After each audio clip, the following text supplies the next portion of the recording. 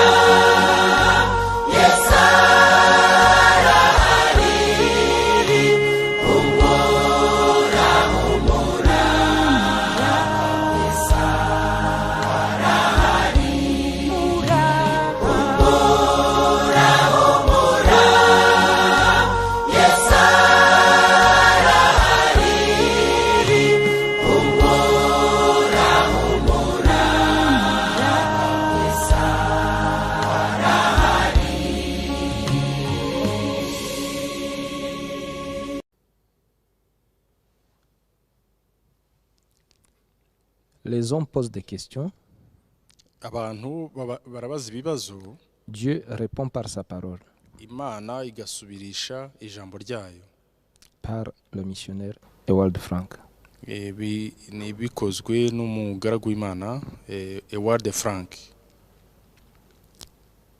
Les 70 semaines de Daniel, Ibyumweru 70 bya Daniyeli, le temps de grâce pour les nations, ibihe by'abanyamahanga, by'ubuntu ku banyamahanga, le 7 âges de l'Église, ibihe 7 by'itorero, la répartition biblique du temps, uburyo ibihe byagiye bikurikirana mu buryo Bibiliya bivugamo, les 4 empires dans la prophétie biblique selon Daniel 2 et 7, ubwami bune bujyanye n'ubuhanuzi bwa Bibiliya nk'uko biri muri Daniyeli igice cya 2 n'igice cya 7.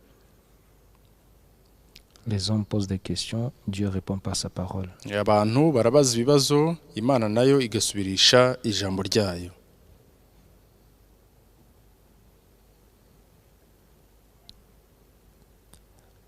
Question posée à Frère Frank par des prédicateurs de divers pays sur lesquels il demande des réponses.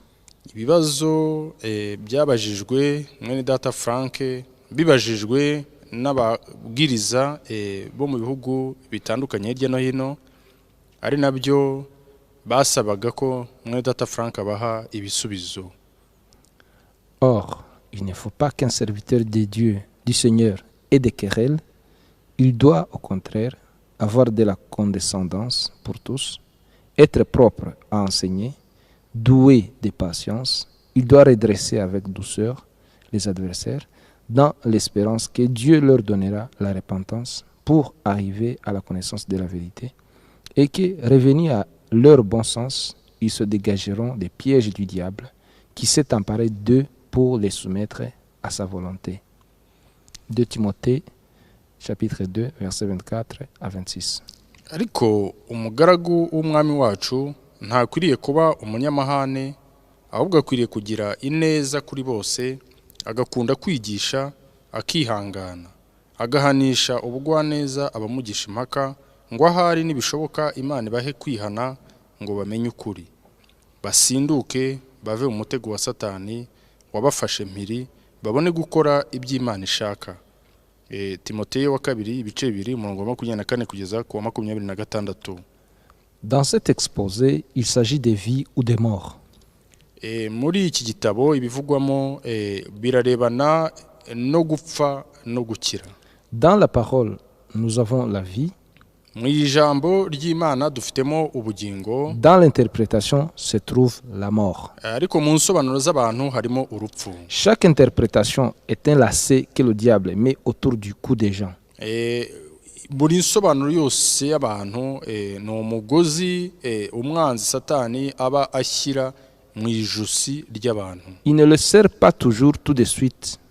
Akenshi ntabwo umugozi ahita ukanda ko kanya. Mais toutefois, il les tient prisonniers pour les soumettre à sa volonté. Ariko nubwo bimeze bityo ababohera kuba imbohe zo gukurikiza ubushake bwe bwite. Comme nous le dit clairement la Bible dans ce texte d'introduction. Nkuko Bibiliya ibitubwira mu buryo bwumvikana neza muri aya magambo yo gutangira. Après que, par la grâce de Dieu, nyuma y'uko kubw'ubuntu bw'Imana, plus d'un demi-siècle de service dans la prédication de la parole de Dieu, mu gihe kirenze 1/2 cy'ikinyejana ndi mu murimo w'ibwirizabutumwa ry'ijambo ry'Imana, se trouve derrière moi, icyo gihe kikaba kimaze gutambuka inyuma, dans le monde entier, nkorera Imana mu isi yose, une certaine confiance s'est établie auprès de beaucoup de frères. Hari icyizere cyamaze kwiyubaka kubwanjye kuri bene data benshi. Ils ont reconnu que Dieu m'a destiné à apporter au peuple de ce monde l'évangile éternel. Bakaba baramaze kumenya neza yuko Imana yanteguriye kugeza ku bantu bose batuye muri iyi si ubutumwa bwiza bw'iteka ryose. Après le ministère de Frère Branham, nyuma y'ubukozi bwa mwene data Branham, cela a aussi été ma tâche. Iyo ngiyo rwose yambereye inshingano yihariye, en collaboration avec tous les serviteurs fidèles, hamwe kandi n'abagaragu bose bakiranuka, de partager avec les hommes la parole véritable. twasangiye iyo nshingano yo gusangiza abantu ijambo ry'Imana ry'ukuri. Toutefois, comme dans les jours de notre Seigneur nyamara nk'uko byagenze mu minsi umwami wacu yari hano ku isi et du temps des apôtres et des prophètes, ndetse no mu bihe by'intumwa ndetse n'abahanuzi, et comme également dans tous les temps, kandi nk'uko byagenze no mu bihe byose, ainsi en est-il maintenant. ni nako bimeze n'uyu munsi. Il y a des choses difficiles à comprendre que les ignorants et les mal affermis tordent, comme aussi les autres écritures, à leur propre destruction. 2 Pierre 3:16. nk'uko byabayeho mu bihe byose, hariho ibintu biruhije gusobanukirwa, ibyo abaswa bahindagurika bagoreka nk'uko bagira ibyanditswe bindi, bakizanira kurimbuka. Byanditse muri Petero wa 2 ibice 3 umurongo wa 16. Les diverses interprétations ont produit beaucoup de divisions. Insobanuro z'abantu mu buryo butandukanye zagiye zizana ndetse ziteza kwirema ibice, mais également un grand chaos doctrinal aussi au sein du message du temps de la fin. ariko kandi ibirenze ibyo zagiye ziteza ibyago bikomeye bishingiye ku nyigisho z'abantu muri ubu butumwa bw'igihe cya nyuma. Plusieurs prédicateurs ayant véritablement à cœur le bien-être du peuple du Seigneur ababwiriza butumwa benshi bafite ku mutima wabo kwifuriza neza ubwoko bw'umwami wacu ne veulent pas accepter cela plus longtemps. ntago bashobora kwemera ibyo ngibyo, ntibakibishaka kubyemera igihe kirekire noneho. Et ils m'ont prié de leur apporter des éclaircissements sur différents points de doctrine. Kubw'ibyo bansabye ko nabaha umucyo ku bintu bitandukanye, ku ngingo zitandukanye z'inyigisho. Tout véritable enfant de Dieu a le droit d'apprendre quelles sont les réponses à ces questions. Buri mwana w'Imana wese afite uburenganzira bwo guhabwa ibisubizo byiza ku bibazo bye. Et que ces réponses sont uniquement fondées sur les Saintes Écritures. Kandi ibyo bisubizo bikaba bishingiye gusa ku byanditswe byera. J'ai connu personnellement Frère Branham. Yewe ubwanjye namenye mwene data Branham. J'ai été témoin oculaire de son ministère exceptionnel. Niboneye n'amaso yanjye, nikurikiraniye ubukozi bwe bwihariye. En août 1955, j'ai pris part toute une semaine à ces rencontres. Mu kwezi kwa munani umwaka w'1955 nagize umwanya ungana nk'icyumweru cyose mu materaniro ye. Depuis septembre 1958, les bandes de ces réunions tenues aux États-Unis m'ont été envoyées. Uhereye mu kwezi kwa 9 umwaka w'1958 amakasete ariho ibibwiriza bye byabereye muri Leta Zunze Ubumwe za Amerika nagiye nyohererezwa. J'ai aussitôt commencé à les traduire en langue allemande. Kandi ako kanya nahise ntangira no kubisobanura mu rurimi rw'Ikidage. Lors d'une conversation personnelle avec Frère Branham, ubwo naganiraga byihariye na mwene data Branham en décembre 1962, mu kwezi kwa 12 umwaka w'1962, je lui racontais que je suivais avec des écouteurs ses prédications. nari ndimo mubwira ko najyaga nkurikira ibibwiriza bye nkoresheje amayekuteri, et que simultanément je les traduisais en allemand à l'auditoire.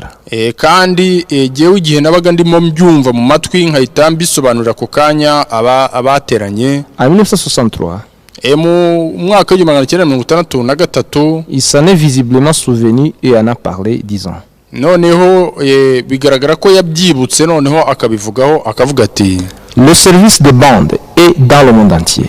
aravuga ati amateraniro yo gukurikira amakasete abera mu isi yose. Je pense que c'est une des manières par laquelle Dieu fait pénétrer le message dans les contrées des païens. Ati ndibwira ko ari bumwe mu buryo Imana ikoresha kugira ngo yinjize yamamaze ubutumwa mu bice by'abanyamahanga. Ces bandes sont traduites là-bas.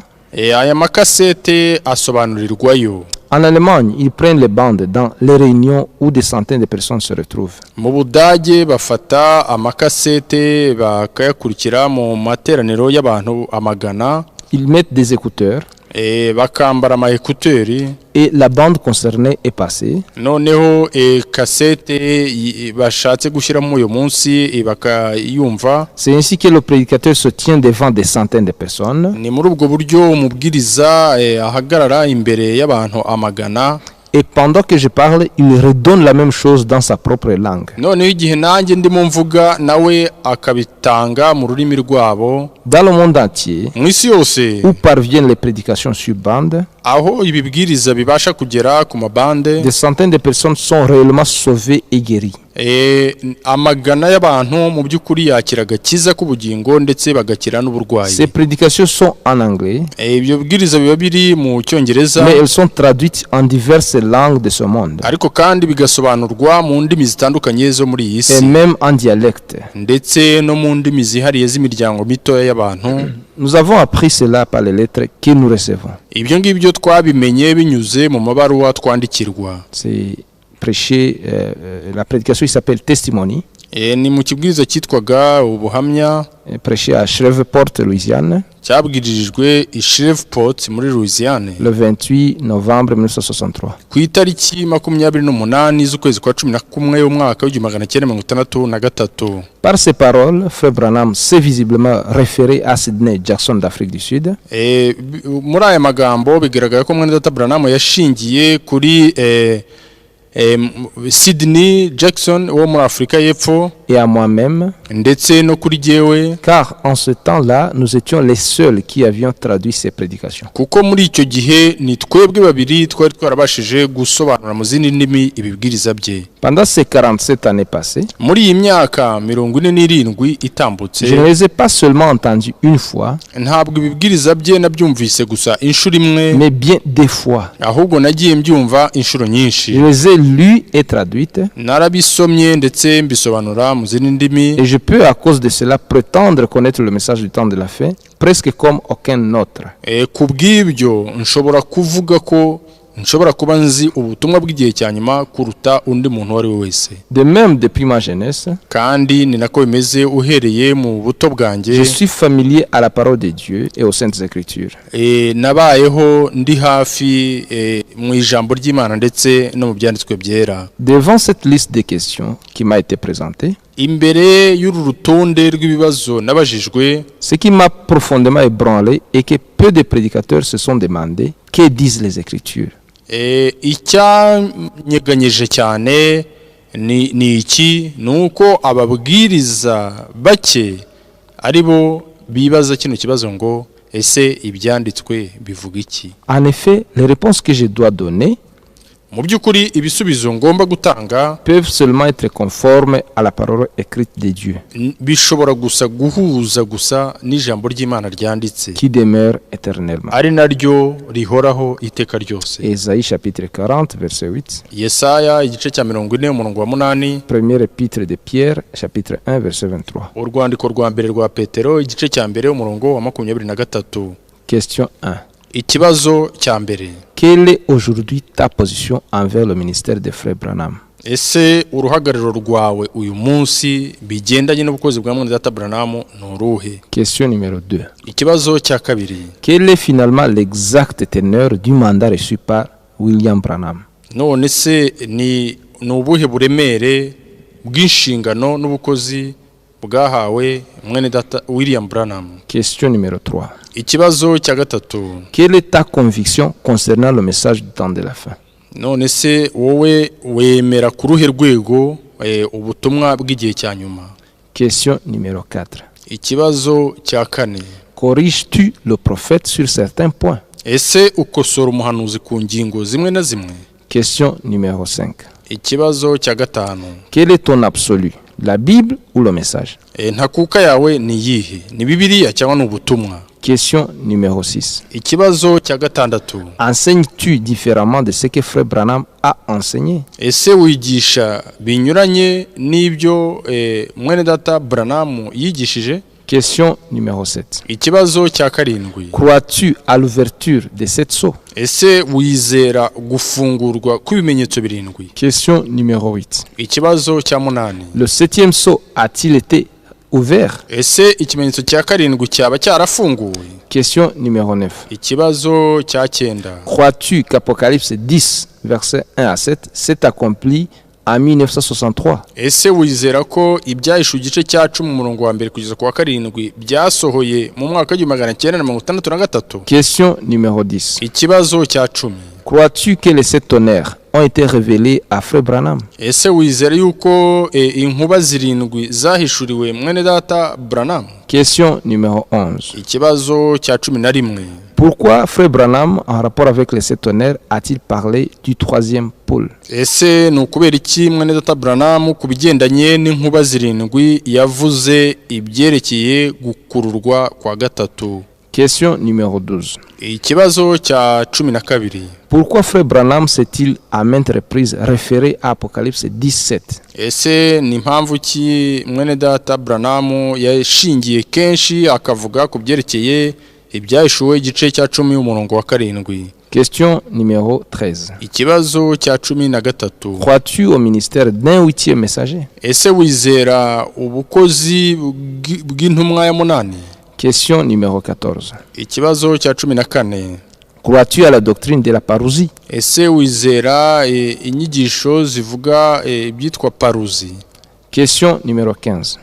Ikibazo cya 15. Le Fils de l'homme, conformément à Luc 21-27, est-il déjà venu? ese umwana w'umuntu bijyanye na Luka 21 umurongo wa 27 yaba yaramaze kuza? Question numéro 16. Ikibazo cya 16. Qu'en est-il de ton ministère? En est-il rendu témoignage dans la Bible? none se ku bijyanye n'ubukozi bwawe bwaba hari aho buhamirizwa muri Bibiliya? Question numéro 17. Ikibazo cya 17. Prêches-tu d'après les sermons de Frère Branham? ese ubwiriza ukurikije ibyo mwene data Branham yabwirije? Question numéro 18. Ikibazo cya 18. Quelle est la nourriture spirituelle? Les prédications de Frère Branham ou la Bible? ese ibyo kurya by'umwuka bivugwa ni ibibwiriza bya mwene data Branham cyangwa se ni Bibiliya? Question numéro 19. Ikibazo cya 19. Qui présentera l'église des derniers jours au Seigneur? ninde uzamurikira itorero ryo mu bihe bya nyuma umwami wacu? Question numéro 20. Ikibazo cya 20. Comment réagis-tu à ce qui est dit sur toi? ese witwara ute nyuma y'ibikuvugwaho? Question numéro 21. Ikibazo cya 21. Frère Branham a-t-il enseigné la polygamie? ese mwene data Branham yaba yarigishije ibyerekeye gushaka abagore benshi? Question numéro 22. Ikibazo cya 22. Quel est ton enseignement sur mariage et divorce? Inyigisho yawe ni yihe ku byerekeye gushyingirwa no gutandukana? Question numéro 23. Ikibazo cya 23. Qu'en est-il en ce qui concerne la famille d'un serviteur de Dieu? none se ni makuru ki ku bigendanye n'umuryango w'umugaragu w'Imana? Question numéro 24. Ikibazo cya 24. Qu'en est-il du livre exposé de cet âge de l'Église? no uvuga iki ku byerekeye igitabo cyitwa ibyerekeye ibihe birindwi by'itorero? Question numéro 25. Ikibazo cya 25. Les temps des âges de l'Église ont-ils été révélés à Frère Branham? ese ibihe by'ibisekuru by'itorero byaba byarahishuriwe mwene data Branham? Question numéro 26. Ikibazo cya 26. A-t-il prophétisé la fin du monde pour 1977? ese yaba yarahanuye imperuka y'isi ku mwaka w'1977? Question numéro 27. Ikibazo cya 27. Frère Branham a-t-il vu un calendrier s'effeuiller pour s'arrêter sur l'année 1977? ese mwene data Branham yaba yarabonye kalendari yihinduranya impapuro ikagenda igahagararira mu mwaka w'1977? Question numéro 28. Ikibazo cya 28. Le baptême du Saint-Esprit est-il la même chose que la nouvelle naissance? ese umubatizo w'umwuka wera byaba bisobanura kimwe no kuvuka bwa kabiri? Question numéro 29. Ikibazo cya 29. Qu'en est-il de la vision de la tente? none wavuga iki ku byerekeye iyerekwa ry'ihema rinini? Question numéro 30. Ikibazo cya 30. Une chose vue en vision par Frère Branham peut-elle demeurer sans s'accomplir? ese hari ikintu mwene data Branham yaba yarabonye mu iyerekwa cyabura gusohora? Question numéro 31. Ikibazo cya 31. Quelle comparaison avons-nous entre Israël et l'Église? hariho kugereranya gute hagati ya Israeli n'itorero? Question numéro 32. Ikibazo cya 32. Conformément au plan de salut de Dieu, ku bijyanye n'umugambi w'Imana w'agakiza, dans quelle période sommes-nous? ubu ngubu twaba turi mu kihe gihe? Bien-aimés frères dans le Seigneur, bakundwa bene data mu mwami wacu, précieux enfants de Dieu, namwe bana b'Imana b'igiciro gikomeye, dès le commencement, j'aimerais déclarer directement et clairement qu'il n'est pas permis de fonder une doctrine sur un seul passage biblique. tugitangira ndashaka kubabwira kandi mbivuge tugitangira neza binumvikane ko bitemewe gushingira inyigisho ku murongo umwe wa Bibiliya, ou bien sur une seule déclaration faite par le Seigneur. cyangwa se gushingira kuri rimwe mu magambo cyangwa imvugo imwe yaba yaravuzwe n'umwami wacu, Par un apôtre cyangwa yaravuzwe n'intumwa, ou un prophète. cyangwa se umuhanuzi. C'est un devoir envers Dieu Ni inshingano ku Mana que toute chose soit fondée sur la parole de 2 ou 3 témoins. yuko buri jambo ryose rishingira, buri kintu cyose gishingira ku buhamya bw'abantu babiri cyangwa batatu, Ou sur le témoignage de 2 ou 3 passages bibliques.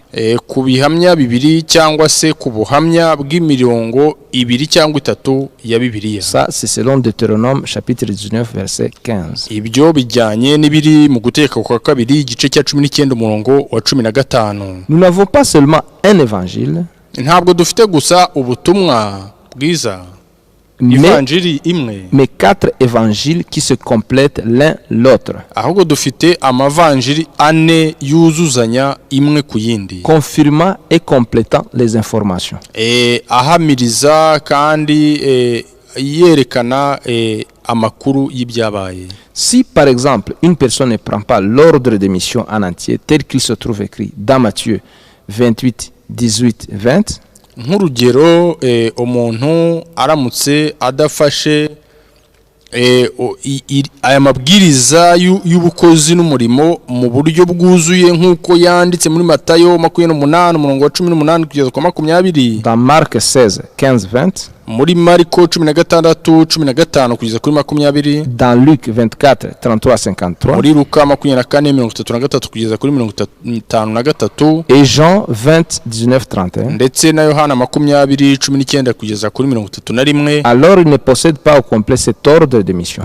Kubw'ibyo noneho ntabwo aba afite mu buryo bwuzuye aya mabwiriza y'ubukozi yatanzwe. Et celui qui n'ajoute pas à cet ordre de mission, Acte 2, 38, kandi nanone umuntu wese utongeraho mu buryo bwo kuzuza ngo yongereho kuri ubu aya mabwiriza y'ubukozi ngo yongereho ibyakozwe n'intumwa 2:38, et tous les passages suivants qui décrivent de quelle façon il doit être exécuté, n'indi mirongo ikurikiraho isobanura uburyo amabwiriza y'ubukozi agomba gushyirwa mu bikorwa, n'a toujours pas une pleine vue d'ensemble sur ce thème. mu by'ukuri ntabwo aba afite ishusho rusange yuzuye ku bijyanye n'iyi ngingo. Celui qui veut réellement obtenir tous les renseignements sur la naissance, la vie, l'action, les souffrances et la mort, umuntu wese ushaka mu by'ukuri kugira amakuru yuzuye ku byerekeye kuvuka, imibereho, ibikorwa, imibabaro ndetse n'urupfu, sur la résurrection et l'ascension de notre Seigneur et Sauveur au ciel, ku byerekeye umuzuko no kuzamurwa by'umwami wacu n'umukiza ajya mu ijuru, doit lire les 4 évangiles. ubishaka wese agomba gusoma mu butumwa mu mavanjiri ane. Et celui qui veut savoir que notre Seigneur, après sa résurrection, a encore enseigné pendant 40 jours à ses disciples, umuntu wese kandi ushaka kumenya ko umwami wacu nyuma yo kuzuka kwe nanone yigishije mu gihe cy'iminsi 40 abigishwa be sur le royaume des cieux avant de s'en aller au ciel, ku byerekeye ubwami bwo mu ijuru mbere yuko azamurwa ajya mu ijuru, doit également lire dans Actes chapitre 1 verset 1 à 3. nawe agomba gusoma ndetse mu byakozwe no mu gice cya mbere umurongo wa mbere kugeza ku wa 3. Nous trouvons là ce qui n'est pas dit dans les 4 évangiles. Aho ngaho tuhabona ibitaravuzwe mu mavanjiri ane. Par exemple, que lorsqu'il est monté au ciel, une nuée l'a reçu.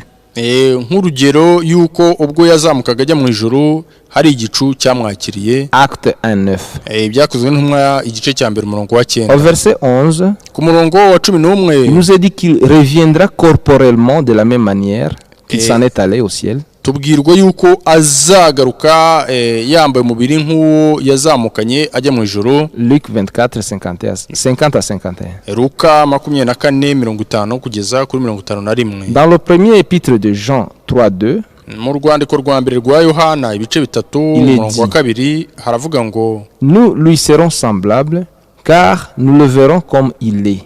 natwe tuzasa nawe kuko tuzamureba uko ari. Amen. Amen. Celui qui désire être informé sur la conversion de Paul, ushaka kugira amakuru ku byerekeye guhindukira kwa Paulo, sur son mandat et son ministère, ku byerekeye gutumwa kwe ndetse n'ubukozi bwe, ne peut pas lire seulement Acte 9. ntabwo yasoma gusa mu byakozwe no mu gice cya 9. Il faut qu'il lise également le chapitre 22 et 26 bisaba ko asoma n'igice cya 22 n'icya 26 afin de recevoir une vue d'ensemble. kugira ngo agire ishusho rusange. Puis il doit aussi lire 1 Corinthiens 15:1-11. kandi nyuma yaho agomba gusoma Abakorinto ba mbere igice cya 15 umurongo wa mbere kugeza ku wa 11. Car ce n'est pas Pierre mais Paul qui nous fait savoir que lors de sa résurrection, kuko ntabwo ari Petero ahubwo ni Paulo watumenyesheje ko ubwo umwami wacu yazukaga, le Seigneur Jésus est apparu à plus de 500 frères à la fois. yuko umwami Yesu yabonekeye bene data barenga 500 icyarimwe. De tous ces exemples, muri izo ngero zose il ressort clairement qu'il ne suffit pas d'employer un seul passage biblique, biragaragaza ko bidahagije gukoresha gusa umurongo umwe wa Bibiliya, mais qu'au contraire tous ceux qui appartiennent au même thème doivent être considérés. ahubwo yuko byose ibivuga ku ngingo imwe bigomba kwitabwaho. Ces considérations sont aussi valables pour ce que l'apôtre Paul écrit dans 2 Corinthiens 11:1-4. kandi uku kwitaho kugomba guhabwa agaciro ku bijyanye n'ibyo intumwa Paulo yandika mu Bakorinto ba kabiri ibice 11 umurongo wa mbere kugeza ku wa 4, disant que lorsque Satan, le serpent ancien, séduisit Ève, aho avuga yuko ubwo Satani yanzoka ya kera yashukashukaga Eva, selon Genèse 3:1, nk'uko biri mu itangiriro igice cya 3 umurongo wa mbere, il ajouta un seul mot à ce que l'Éternel Dieu avait commandé à Adam. yongeye gusaho ijambo rimwe ku byo Uwiteka Imana yari yarategetse Adamu. La négation n'est pas.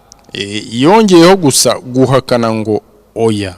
C'est ainsi qu'il amena Ève sous son influence directe, uko niko yahise yigarura Eva amwinjiza mu bushukanyi bwe, et la fit prisonnière de sa volonté. bituma Eva yisanga yabaye imbohe y'ubushake bw'umwanzi. L'ennemi fonde toujours son argumentation sur les thèmes que le Seigneur avait traités auparavant.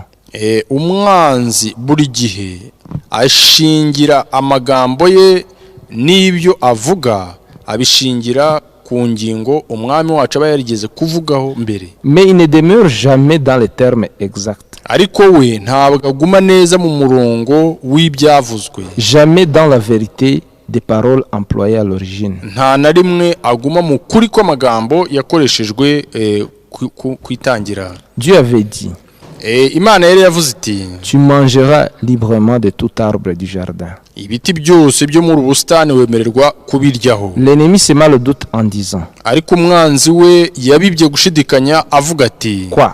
Dieu a dit, vous ne mangerez pas de tout arbre du jardin? ati ese nibyo koko Imana yavuze ko mutazarya ku giti cyose cyo muri ingobyi? Le fait d'ajouter un mot à ce que Dieu lui-même avait dit, byonyine kongeraho ijambo rimwe ku byo Imana ubwayo yari yaravuze, était la morsure empoisonnée du serpent. ubwabyo byari igikomere cyo kurumwa n'inzoka mu buryo kandi burimo ubumara. Et c'est ainsi que le premier couple, ni muri ubwo buryo umuryango wa mbere et avec lui l'humanité tout entière kandi hamwe nabo abaremwe bose a été séparée de Dieu et livrée à la mort. batandukanijwe n'Imana ndetse baba binjijwe mu rupfu. C'est le Fils de l'homme qui sème en premier la bonne semence de la parole originelle. Umwana w'umuntu niwe ubiba imbuto bwa mbere kandi akaba ari imbuto y'umwimerere y'ijambo. Et c'est uniquement ensuite que l'ennemi vient derrière lui pour semer sa propre semence de contradiction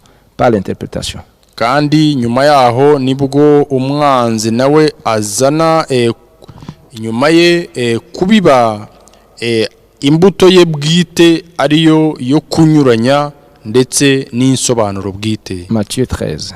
Matayo 13. C'est ainsi qu'il y rend captifs les gens ni muri ubwo buryo yigarurira abantu pour les soumettre à sa volonté. kugira ngo abinjize mu kugendera mu byo we ashaka. Il s'agit maintenant qu'ils soient libérés des pièges du diable ubu rero ikigenderewe ni ukugira ngo abantu babaturwe bavanwe mu mitego y'umwanzi et ramenés dans la volonté de Dieu. noneho bagarurwe mu bushake bw'Imana. La séduction fut rendue plausible à la réflexion humaine ubushukanyi bwagezweho binyuze mu bitekerezo by'abantu au travers des paroles ajoutées binyuriye kandi mu magambo yongereweho et suite aux interprétations faites des déclarations isolées. kandi binyuriye nanone mu nsobanuro zikozwe hashingiwe ku byavuzwe ariko bivanwe mu bindi bigashyirwa ukwabyo, sorti du contexte. bikavanwa mu cyerekezo cy'amagambo cy'ukuri. C'est pourquoi la mise en garde qui demande à être absolument prise au sérieux niyo mpamvu izi mbuzi kandi zisabwa ko zihabwa agaciro et de ne rien ajouter ni de ne rien enlever aux paroles de la prophétie de ce livre. nizi ngo ntumugire icyo mwongeraho cyangwa mugabanya ku buhanuzi bw'iki gitabo. C'est écrit dans Apocalypse 22, 18 à 19. ibyahishuwe ibice 22 umurongo wa 18 kugeza ku wa 19. Sinon, les conséquences de cette manipulation seront irréversibles pour toujours. atari ibyo ingaruka ziterwa no gukoresha mu buryo butari bwo zizaba ziteye ubwoba kandi by'iteka ryose. Pour chaque question biblique, kuri buri kibazo cya Bibiliya, pour chaque thème, kuri buri ngingo, il n'y a qu'une seule véritable réponse, haba hariho gusa igisubizo kimwe cy'ukuri, qui cependant sera trouvée par la lecture des différents passages. nyamara icyo gisubizo kibonwa iyo habayeho gusoma imirongo itandukanye mu byanditswe. Les interprétations sont toujours l'œuvre de l'ennemi.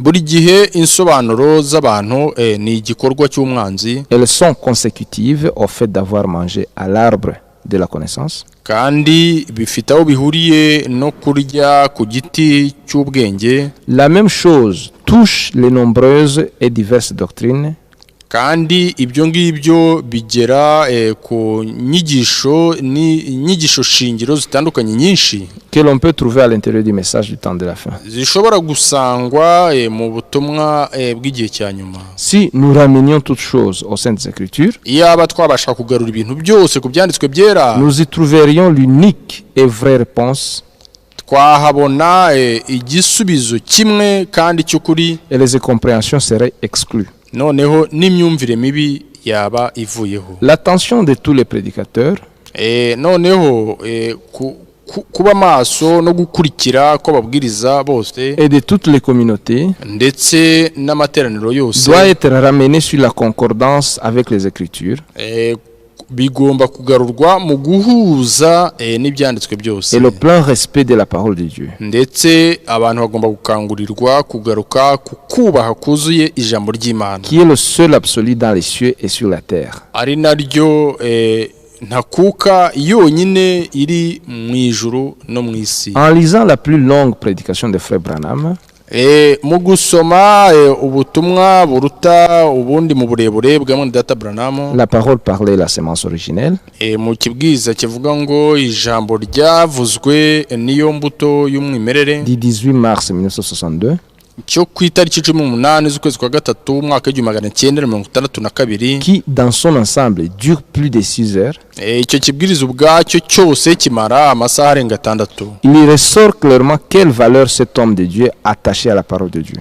humvikanamo neza agaciro ki uyu muntu w'Imana yahaga ijambo ry'Imana. À la loi et au témoignage, s'il ne parle pas selon cette parole, il n'y a pas d'aurore de lumière pour lui. Ésaïe chapitre 8 verset 20. Yesaya igice cya 8 umurongo wa 20 havuga ngo ku mategeko n'ibihamya nibatavuga ibihuza n'iri jambo nta mucyo uzabatambikira. Nous convenons cependant qu'il y a des déclarations difficiles dans la parole de Dieu.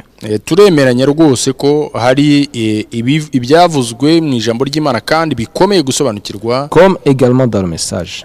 Ndetse ni nako bimeze ndetse no mu butumwa bw'igihe. Par exemple, lorsque notre Seigneur dit, urugero aho umwami wacu yavugaga ati, vous n'aurez point achevé de parcourir les villes d'Israël, que le Fils de l'homme ne soit venu. Dans Matthieu 10 23. Aho yavugaga ati muri Matayo igice cya 10:23, aho umwami wacu yavuze ati ntimuzarangiza imisozi yose y'Israeli umwami wacu umwana w'umuntu ataraza.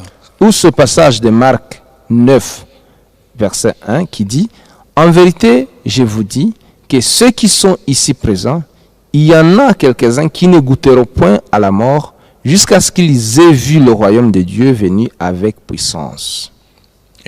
Cyangwa se hano muri Mariko igice cya 9 umurongo wa mbere, aho umwami wacu yavuga ati ndababwira ukuri yuko abangaba bazageza hano harimo bamwe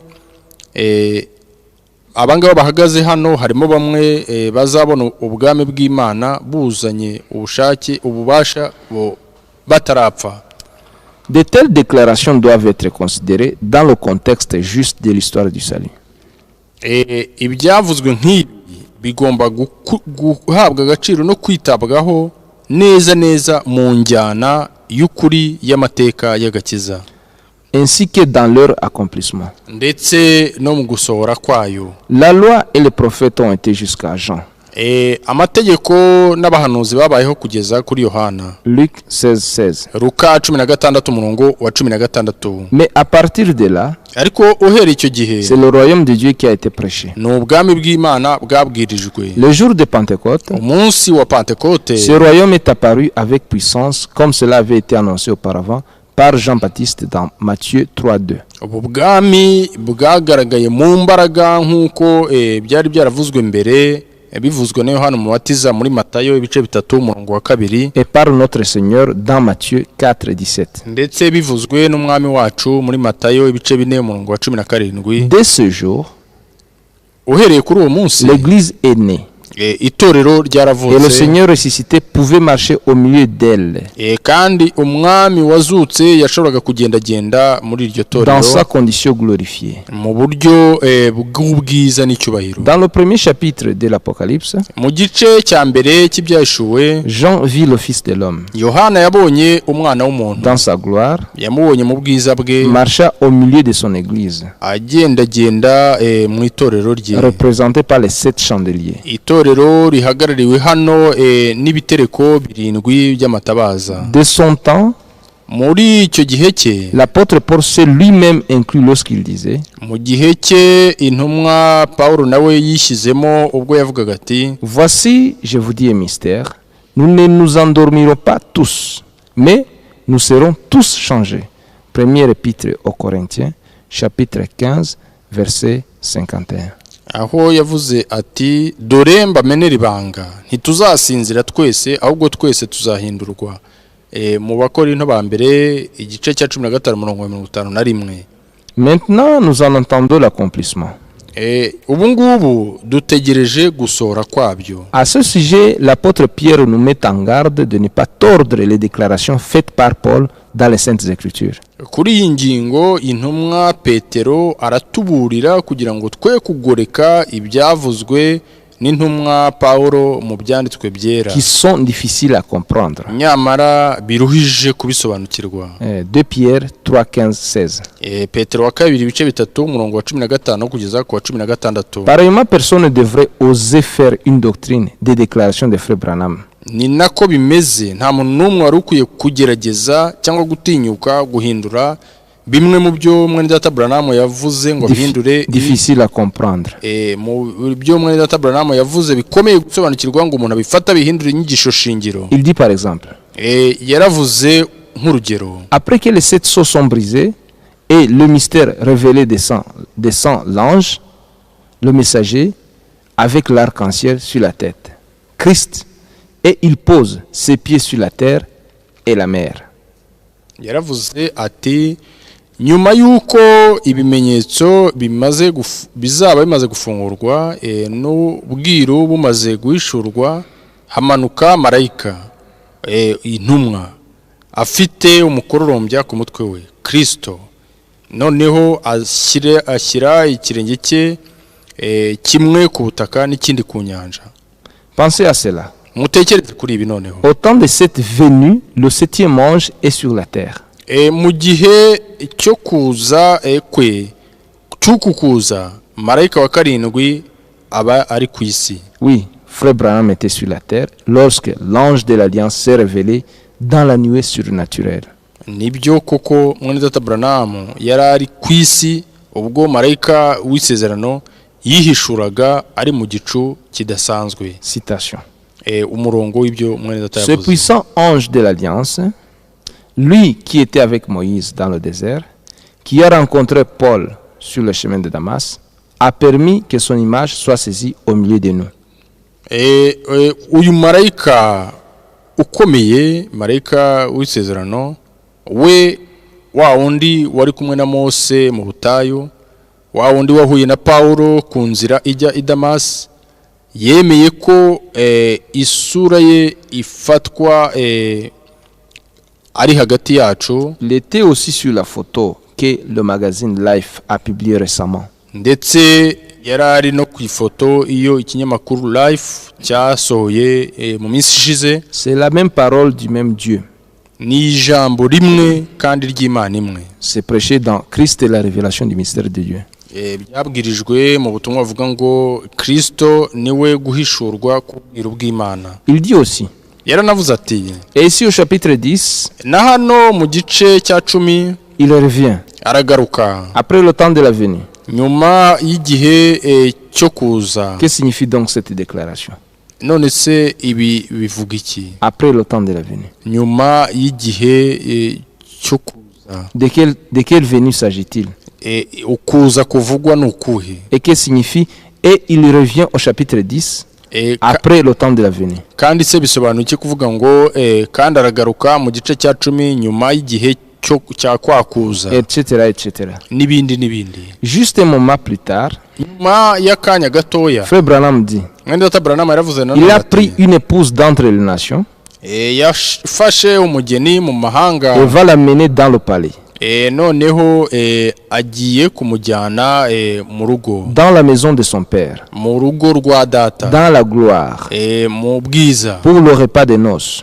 kubwo isangira ry'ubukwe. Et alors il descendra noneho nyuma azamanuka pour se faire connaître à ses frères, kugira ngo yimenyekanishe kuri bene se, les 144 000 ibihumbi 144 prédicateurs. babwiriza. Je vous prie de prendre garde aux diverses déclarations, Ndabinginga kugira ngo mwitondere ibyavuzwe bitandukanye, afin de les placer de manière correcte en relation avec les événements auxquels ils ont été destinés. kugira ngo mubashe kubishyira mu mwanya ukwiriye bigendanye n'ibihe byagenewe, Et cessez de présenter vos opinions personnelles. kandi muhagarike gutanga no kugaragaza ibitekerezo byanyu bwite, Car aucune écriture, kuko nta byanditswe na bimwe, aucune déclaration de l'apôtre Paul nta na kimwe mu byo intumwa Paulo yavuze ou de frère Branham cyangwa se bya mwene data ne Branham, laisse place à une interprétation personnelle. nta na kimwe cyemerera insobanuro bwite z'umuntu ku giti cye. Dieu est son propre interprète Imana ubwayo niyo musobanuzi w'amagambo yayo, et veille sur sa parole pour accomplir ce qu'il a promis. kandi bamaso ku ijambo ryayo kugira ngo isohoze ibyo yasezeranije. Le peuple de Dieu ubwoko bw'Imana devrait également cesser sans délai de croire les nombreuses interprétations qui sont en circulation. abantu b'Imana nabo bakwiye ako kanya badatinze guhagarika kwizera izi nsobanuro zitandukanye z'abantu. L'église épouse doit maintenant, Itorero umugeni naryo rikwiriye nonaha, alors que le temps est si court avant le retour de l'époux, ubwo kugaruka k'umukwe kwegereje cyane, être ramené à marcher d'un même pas. itorero rikwiye kugarurwa rikongera kugendera mu ntambwe imwe, dans une parfaite harmonie et unité, mu guhuza kuzuye ndetse no mu bumwe, en accord avec chaque parole de Dieu. bijyanye kandi bihuza na buri jambo ry'Imana ryose. L'heure de la décision est là. Isaha yo gufata icyemezo ni iyi ngiyi. Question numéro 1. Ikibazo cya mbere: Quelle est aujourd'hui ta position envers le ministère de Frère Branham? uruhagararo rwawe uyu munsi ni uruhe ku bigendanye n'ubukozi bwa mwene data Branham? La réponse: Igisubizo: je crois à l'appel divin et à l'envoi de William Branham. Nizera umuhamagaro uturutse ku Mana ndetse no gutumwa kwa William Branham, qu'il se réfère au 11 juin 1933, gushingira ku itariki 11 z'ukwezi kwa gatandatu mwaka w'1933, ou au 7 mai 1946, cyangwa se ku itariki 7 z'ukwezi kwa gatanu mwaka w'1946, ou à d'autres événements. cyangwa se no ku bindi bitandukanye byagiye bibaho. En ce qui concerne ce qui lui a été dit en 1933, ku birebana n'ibyo yabwiwe mu mwaka w'1933, il s'agit principalement de ceci: ikibanze kirimo ni iki ngiki: que ce message qui lui a été confié devait précéder la seconde venue de Christ, ni uko ubutumwa yahawe bwagombaga gutegura kuza kwa kabiri kwa Kristo, comme nous l'avons vu s'accomplir ces dernières 40 années, nk'uko twabibonye bisohora muri iyi myaka 40 itambutse dans le monde entier et jusqu'à ce jour.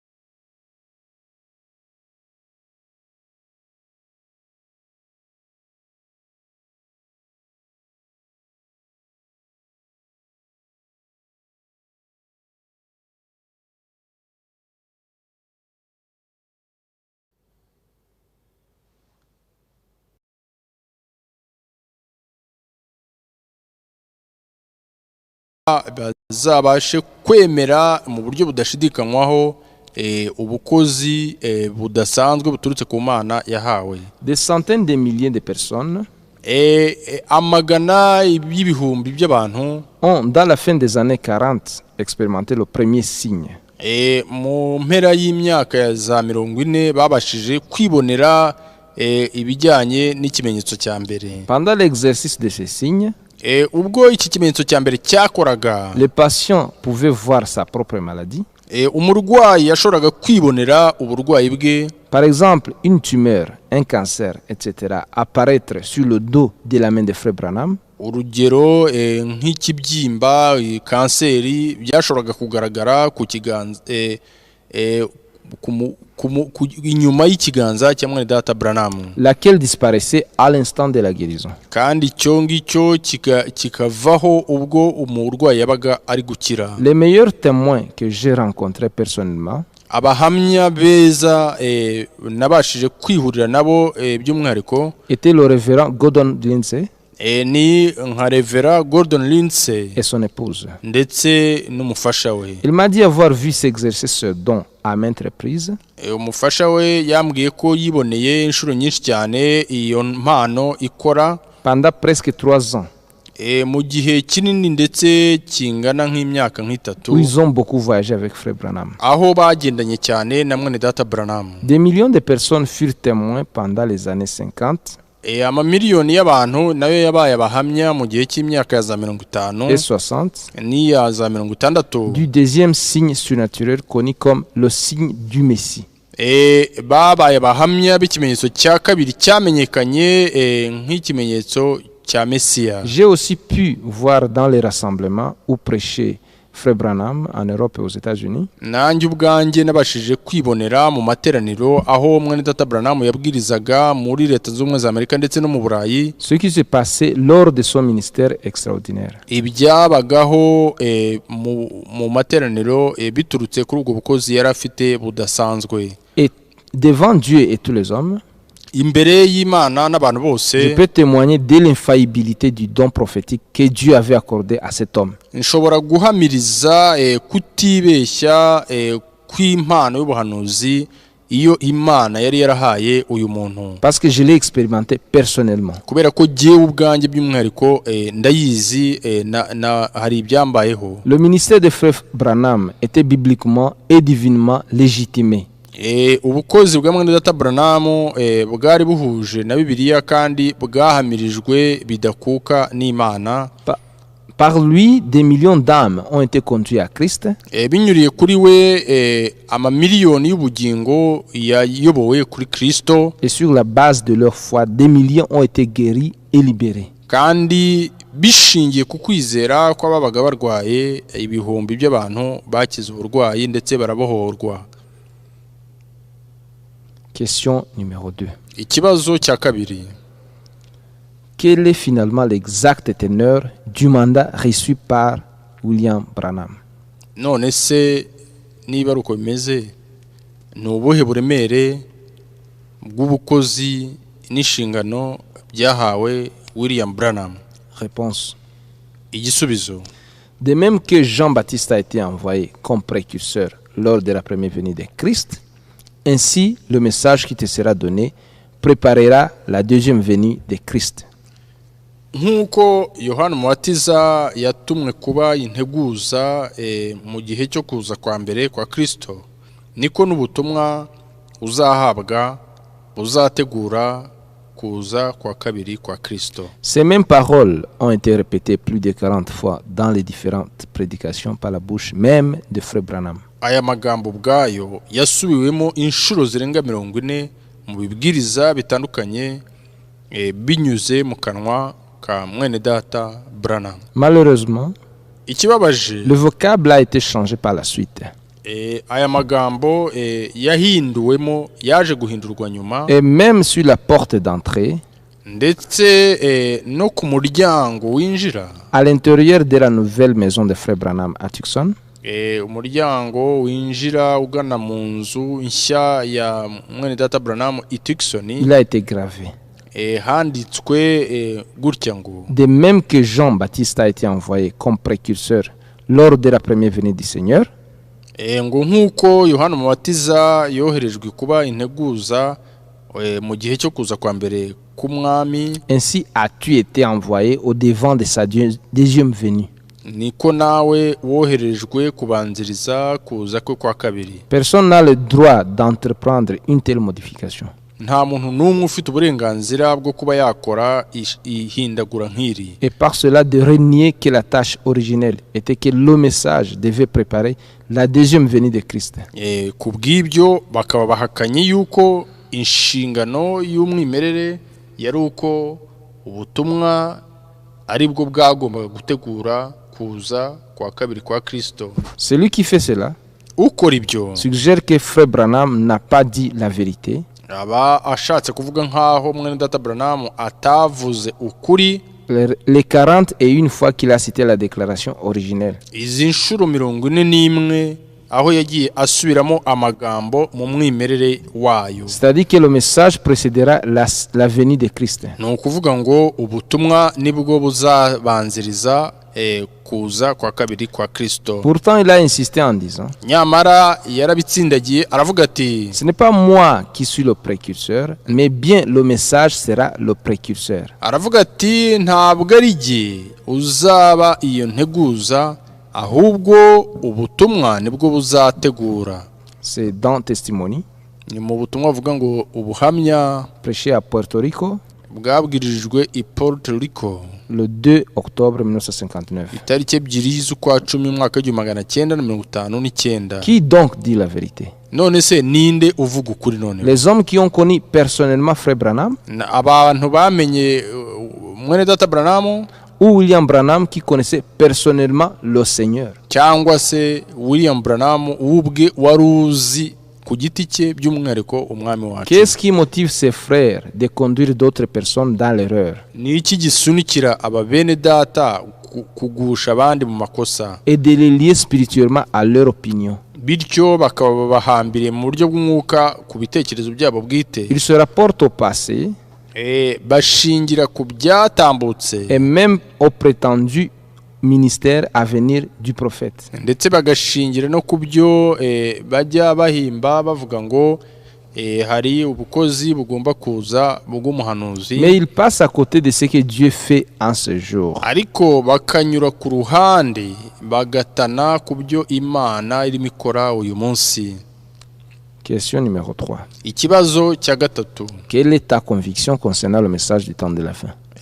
ni ukuhe ubutumwa bw'igihe cya nyuma ubwemera ku ruhe rugero? Réponse. Igisubizo, Je crois de tout mon cœur et de toute mon âme la véritable parole de Dieu. nizera n'umutima wanjye wose n'ubugingo bwanjye bwose ijambo ry'Imana ry'ukuri, Tel qu'elle a été annoncée par Frère Branham nk'uko ryavuzwe na mwene data Branham, sous la notion de message du temps de la fin. ryitwa ubutumwa bw'igihe cya nyuma. Comme l'apôtre Jean, nk'uko intumwa Yohana, je peux aussi dire, nk'intumwa Yohana nanjye nshobora kuvuga nti, et c'est ici le message que nous avons entendu de lui et que nous vous annonçons.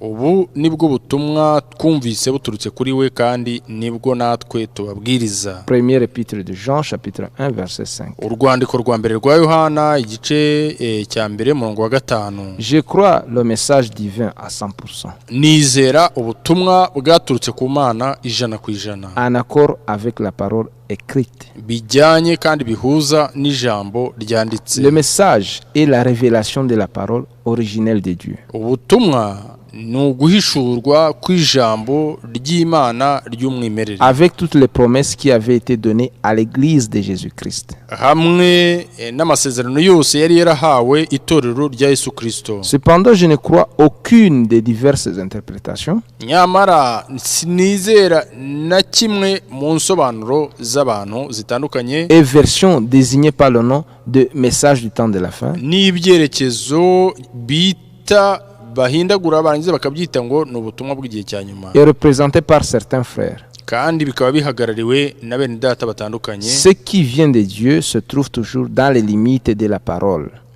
igiturutse ku Mana cyose kiba kiri mu mipaka no mu mbago et z'ijambo n'occasionne ry'Imana, jamais de division. kandi icyo ngicyo ntikijya na rimwe giteza kwirema ibice, Cela encourage au contraire l'unité ahubwo igiturutse ku Mana cyongerera imbaraga ndetse kirushaho gukangurira abantu abizera de véritables croyants dans toutes les villes. gikangurira ubumwe ku bizera bose b'ukuri mu mijyi yose itandukanye, Dans chaque pays et dans le monde entier. no muri buri gihugu ndetse no mu isi yose. Question numéro 4. Ikibazo cya 4, Corriges-tu le prophète sur certains points? ese ukosora umuhanuzi ku ngingo zimwe na zimwe? Réponse. Igisubizo, Comment pourrais-je oser corriger le ministère prophétique infaillible? ni gute natinyuka gukosora ubukozi bwa gihanuzi butibeshya? Toutefois, nyamara lorsque je trouve une déclaration doctrinale iyo mbonye icyavuzwe kijyanye n'inyigisho, comme par exemple plus de 70 déclarations diverses faites sur les 7 tonnerres, nk'urugero ibirenze inshuro 70 byavuzwe bitandukanye byerekeye inkuba zirindwi, et beaucoup de déclarations sur d'autres thèmes, n'ibindi byinshi umuhanuzi yavuze ku zindi ngingo que Frère Branham a fait à différentes occasions dans ses prédications, ibyo mwene data Branham yavuze mu bihe bitandukanye mu bibwiriza bye, il ne me reste alors plus d'autre solution que de recourir à la parole de Dieu. nta kindi gisubizo mba nsigaranye usibye kwihutira ku ijambo ry'Imana. À une question biblique, il ne peut réellement y avoir qu'une seule réponse juste. Kuri buri kibazo cya Bibiliya hashobora kuboneka gusa igisubizo kimwe cy'ukuri. Les déclarations diverses montrent clairement que la chose n'était pas encore pleinement révélée.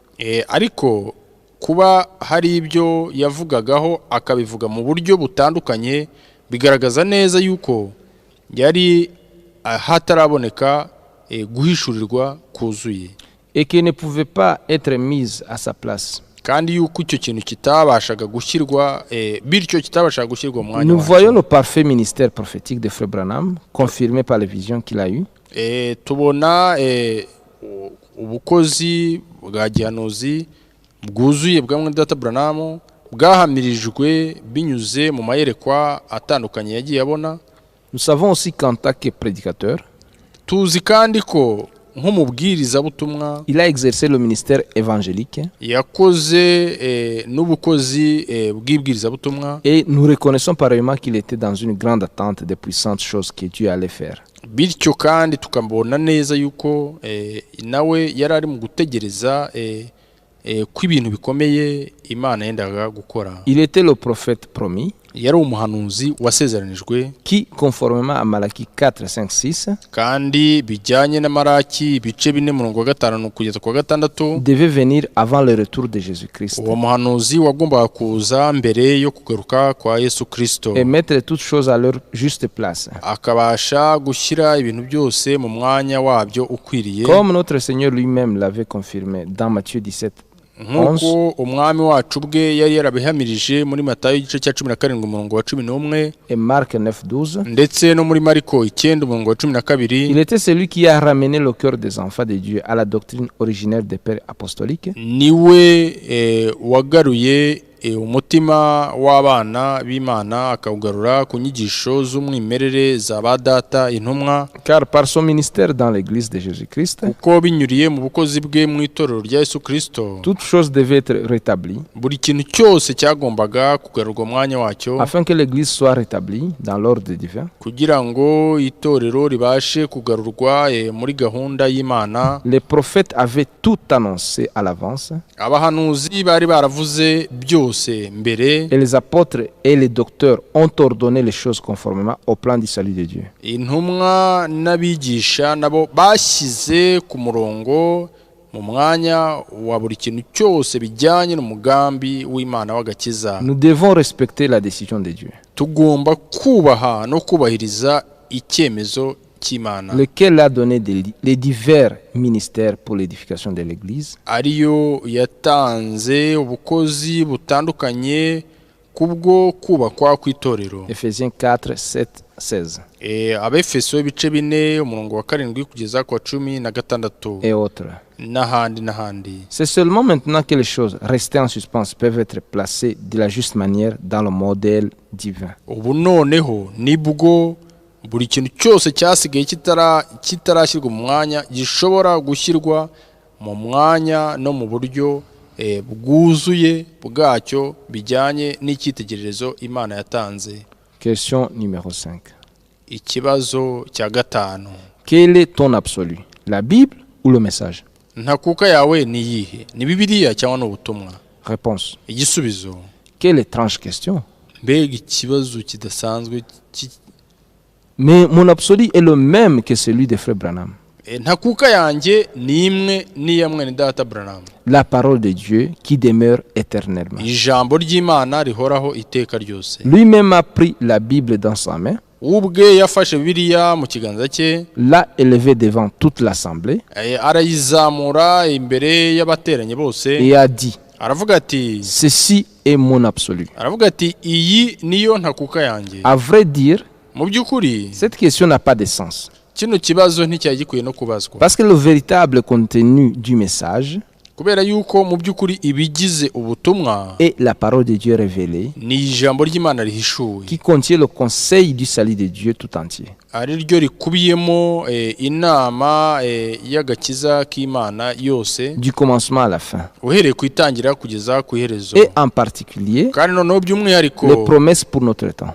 n'amasezerano yihariye y'iki gihe cyacu. C'est pour cela que le message est la parole de Dieu niyo mpamvu ubutumwa ari ijambo ry'Imana, et la parole de Dieu est le message. kandi n'ijambo ry'Imana naryo ni ubutumwa. Celui qui fait de cela deux entités ufata ibi byombi akabifata nk'ibintu bibiri bitandukanye est trompé. yarashutswe, Et il est séparé de l'ordre divin du salut. kandi uwo yatandukanijwe na gahunda y'Imana y'agakiza. Les prédicateurs qui se réclament de Frère Branham ababwiriza biyitirira ngo ni aba mwene data Branham et enseignent autre chose que ce dont les Écritures rendent témoignage, barangiza bakigisha ibindi binyuranye n'ibyo ibyanditswe bihamiriza, font de lui un faux prophète baba bamuhinduye umuhanuzi w'ibinyoma, et expriment par cela le mépris qu'ils ont à l'égard de la Bible. bityo kandi bakaba bagaragaje n'agasuzuguro bafitiye Bibiliya. Leur prétendue révélation démontre qu'elle est une folie. Noneho ibyo bo bita bishuka ngo ni ugwishurirwa, bityo bakaba bagaragaje ko ari ubusazi. Question numéro 6. Ikibazo cya gatandatu, Enseignes-tu autrement que Frère Branham a enseigné? ese wigisha ibinyuranye n'ibyo mwene data Branham yigishije? Réponse. Igisubizo, On peut avoir l'impression que j'enseigne certaines choses différemment.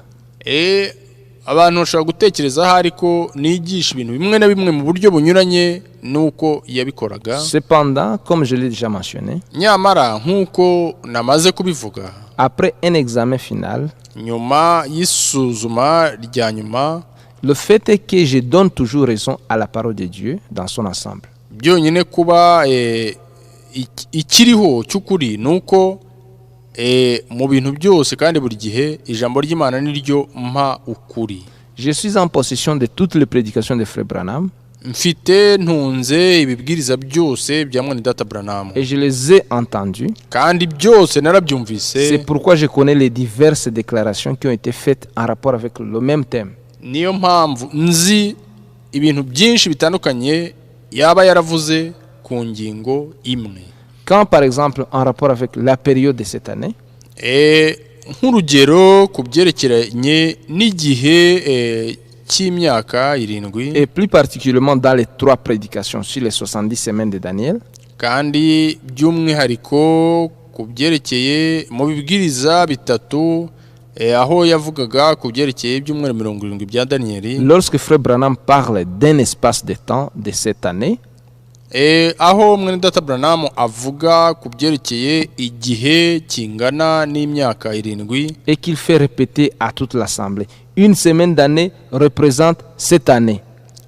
aho yasubirishijemo iteraniro ngo basubiremo ngo icyumweru cy'imyaka kingana n'imyaka 7, et qu'ensuite il parle seulement de 3 ans et demi. noneho nyuma yaho akavuga gusa ku imyaka 3 n'igice. Je suis contraint de mettre en valeur comme dernière instance la parole de Dieu. aho ngaho rwose mba nsunikiwe guha agaciro urwego rwa nyuma rwo gufata icyemezo ijambo ry'Imana. Lorsque Frère Branham a sous les yeux la durée entière, noneho ubwo mwene data Branham yari afite imbere y'amaso ye entre l'enlèvement et l'établissement du millénium, yari afite imbere ye igihe cyose cyuzuye hagati yo kuzamurwa no gutangira k'ubwami bw'imyaka igihumbi. Il parle de 7 ans. Yavuze imyaka 7.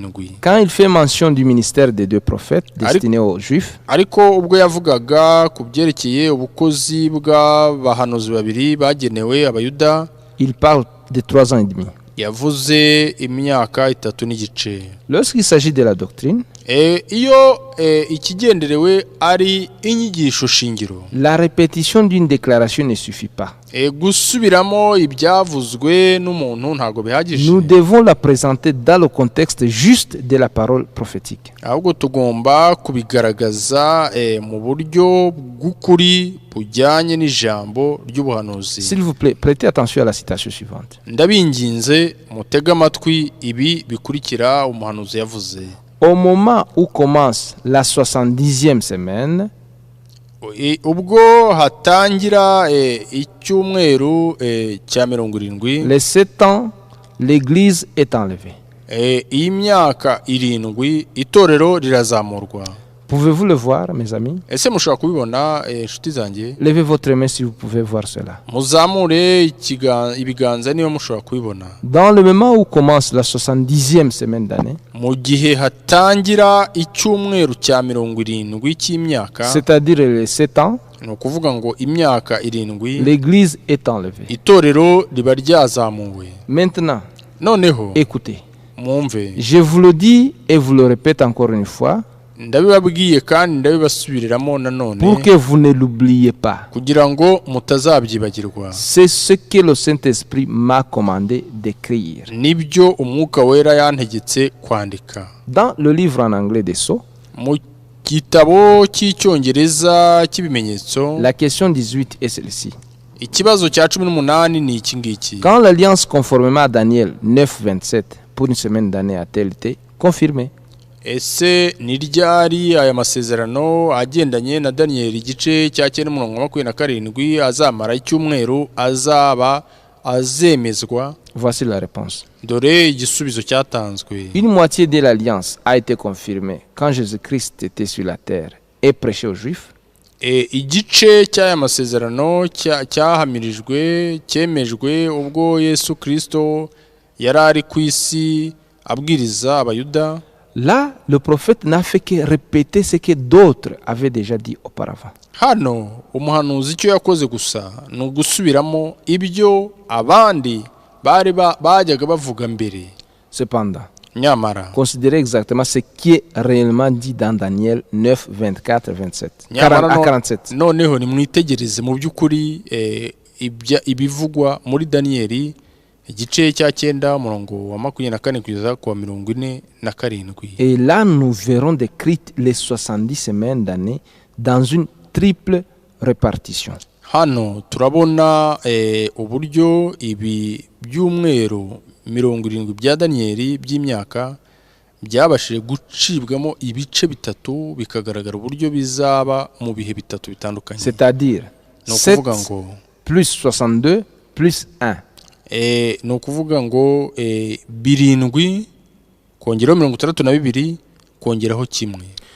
Ainsi dit le Seigneur dans les Écritures au sujet de Christ, le Messie. icyo ukuni k'Uwiteka avuga mu byanditswe ku bijyanye na Kristo Mesiya, dit au verset 26. bivugwa ku murongo wa 26. Et après les 62 semaines, le Messie sera retranché. nyuma y'ibyumweru 62 Mesiya azakurwaho. Cela est arrivé pour nous à Golgotha. kandi ibi ngibi byasohoye ku bwacu i Golgotha. Directement après cela, nyuma yaho neza dans la deuxième partie du verset 26, nous lisons: mu gace ka kabiri k'umurongo wa 26 turahasoma ngo et le peuple du prince qui viendra détruira la ville et le lieu saint. nuko ubwoko bw'uwo mwami uzaza bw'umutwaro uzaza bazasenya umujyi n'ahera. Cela se rapporte à Titus qui, avec les armées romaines, a détruit la ville et le temple en l'an 70. kandi ibi ngibi bigaruka kuri Titusi ari we hamwe n'ingabo z'Abaroma bashenye umujyi n'urusengero mu mwaka wa 70. Au verset 27, ku murongo wa 27 il est question de l'Antichrist. havugwa noneho ku byerekeye et antikristo non de Christ. ntago havuga kuri Kristo hoya. Et il confirmera une alliance avec la multitude pour une semaine. Et au milieu de la semaine, il fera cesser le sacrifice et l'offrande. Et à cause de la protection des abominations, il y aura un désolateur.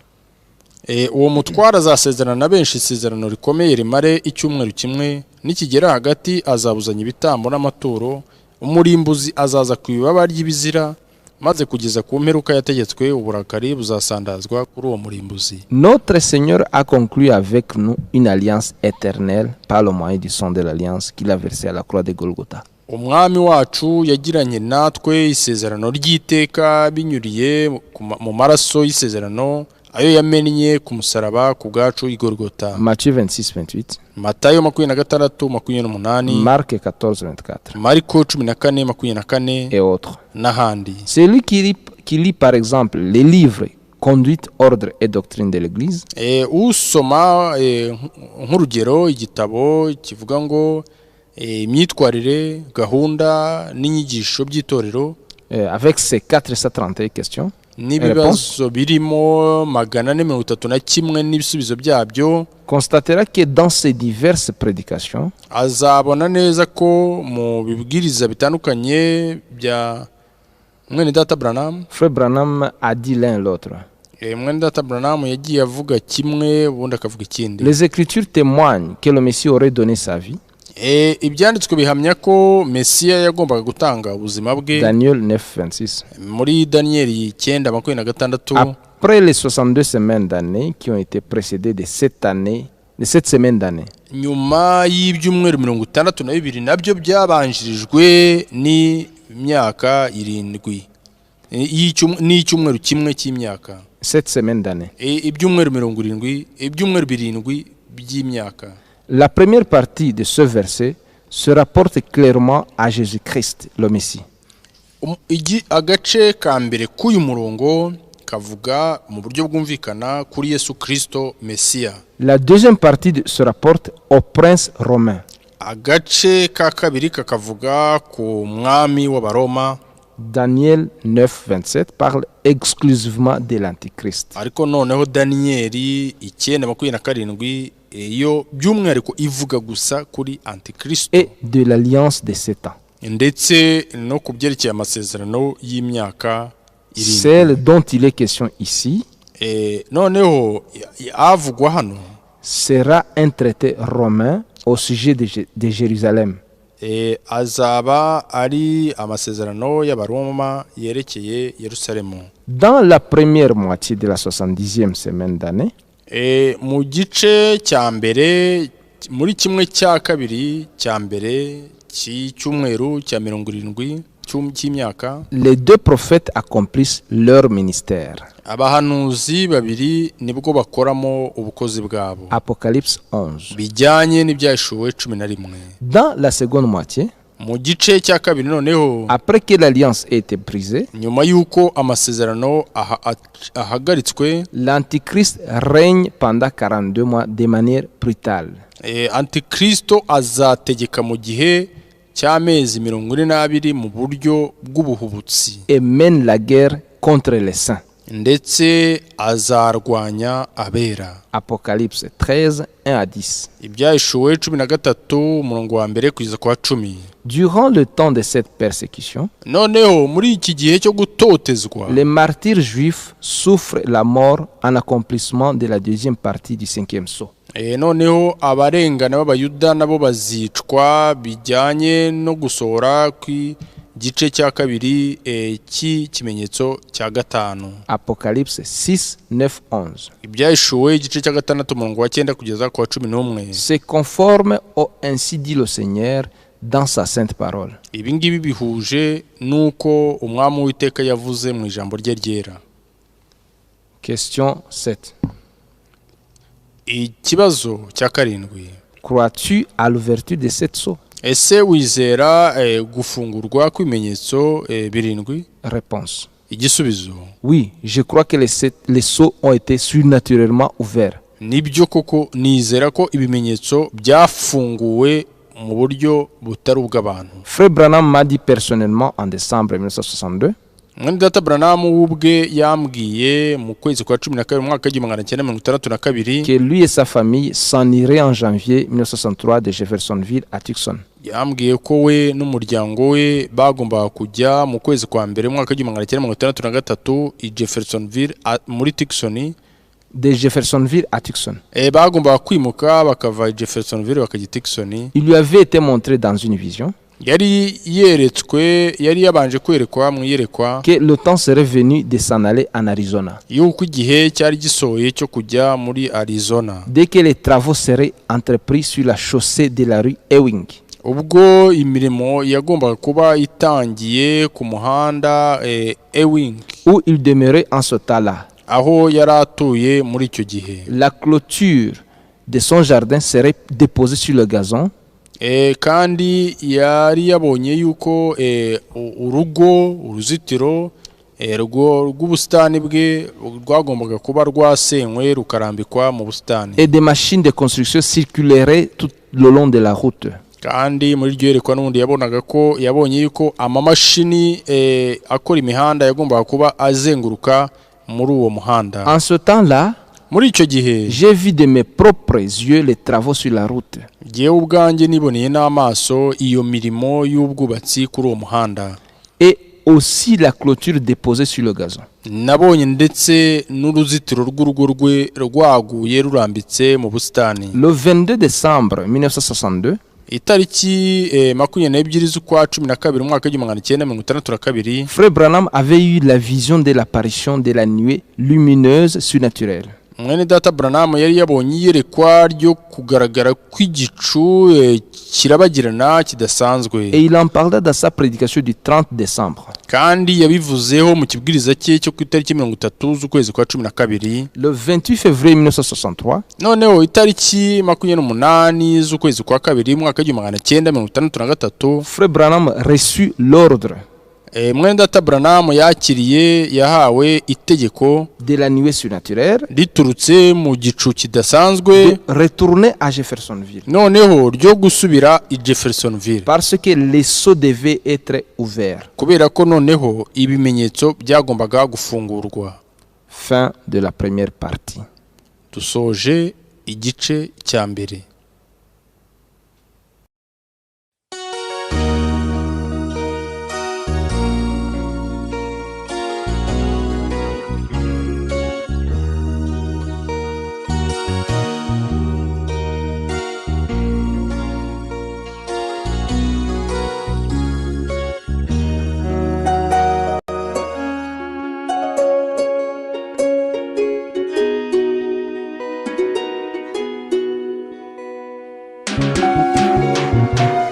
Nimutegereze irindi sezerano kuko tugeze mu minsi y'irangiza. Imana yacu yaduhaye isezerano kwizatwoherereze Eliya umuhanuzi. None Eliya yaraje bamwe ntibamumenya kubera ko batazi isezerano bagahora bavuga ngo uko byahoze niko bizaguma, uko byahoze niko bizaguma.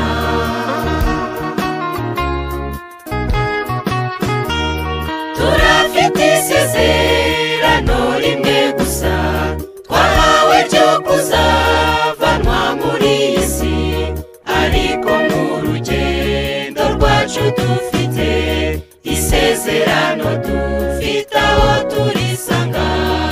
none Eliya yaraje bamwe ntibamumenya kubera ko batazi isezerano bagahora bavuga ngo uko byahoze niko bizaguma, uko byahoze niko bizaguma.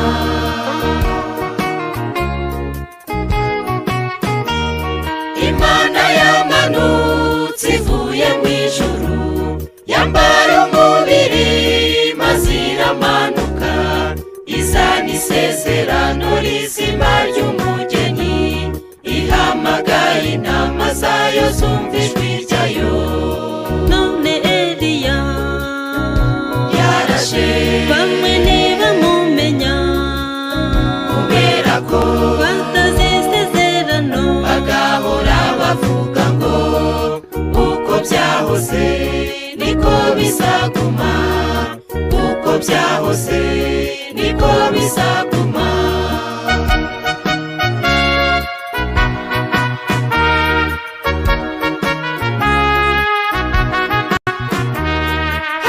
Niyo yahaye isezerano Nowa ubwo yamubwiraga kwibariza inkuge, imubwira gushaka igiti cy'agofero kidafite uburemere nk'ubwa teolojiya.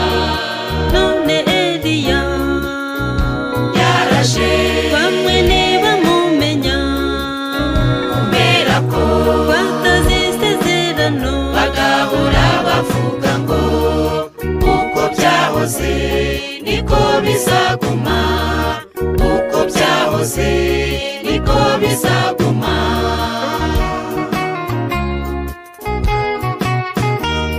None iri sezerano ryacu tugezemo tubwirwa ko umwami Yesu agiye kugaruka gutwara umugeni umwe yaguze amaraso y'igiciro cyinshi kandi gikomeye.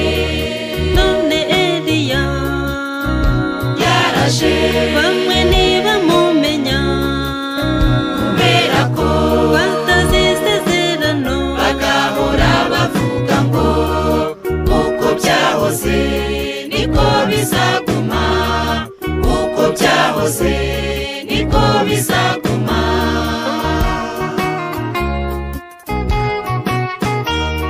Aho kumva isezerano umwami yavuze bararitaye maze bakavuga bati natwe dushobora kwiyegeranya tugakora tugashinga za seminari. none Eliya Yaraje bamwe